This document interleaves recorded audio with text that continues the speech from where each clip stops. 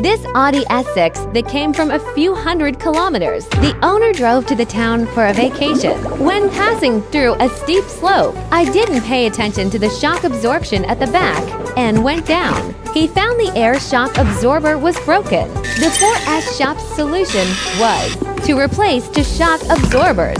The shock absorber was quoted at $49,008. Fortunately, I have collected the video of us repairing air shock absorption, and our repair prices is 1/10 of the price of new ones in the store.